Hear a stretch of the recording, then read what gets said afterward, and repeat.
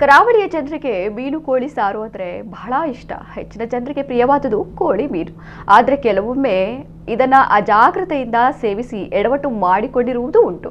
ದುರ್ಗಾ ಸಂಜೀವಿನಿ ಮಣಿಪಾಲ್ ಆಸ್ಪತ್ರೆಗೆ ಮೀನನ್ನು ತಿಂದು ಮೀನಿನ ಮುಳ್ಳು ಗಂಟಲಲ್ಲಿ ಸಿಲುಕಿದ ಸುಮಾರು 26 ವರ್ಷದ ಮಹಿಳೆಯ ಗಂಟಲಿನಿಂದ ಡಾಕ್ಟರ್ ಉನ್ನಿಕೃಷ್ಣ ನಾಯರ್ ಅದನ್ನ ಹೊರತೆಗೆದಿದ್ದರು.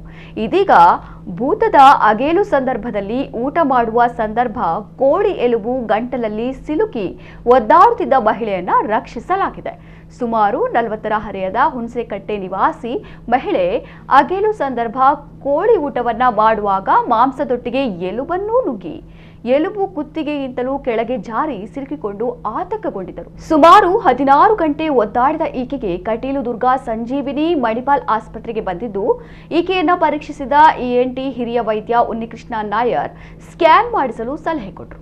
ಆದರೆ ಸ್ಕ್ಯಾನ್ ಮಾಡಿಸಲು ಹಣದ ಕೊರತೆ ಇದ್ದ ಕಾರಣ ಎಕ್ಸ್ರೇ ಮಾಡಿಸಿ ಅತ್ಯಾಧುನಿಕ ಉಪಕರಣದಿಂದ ಕುತ್ತಿಗೆಗಿಂತಲೂ ಕೆಳಜಾರಿದ ಕೋಳಿಯ ಎಲುಬನ್ನ ಬಹಳ ಯಶಸ್ವಿಯಾಗಿ ಹೊರತೆಗೆದು ಜೀವ ಉಳಿಸಿದ್ದಾರೆ.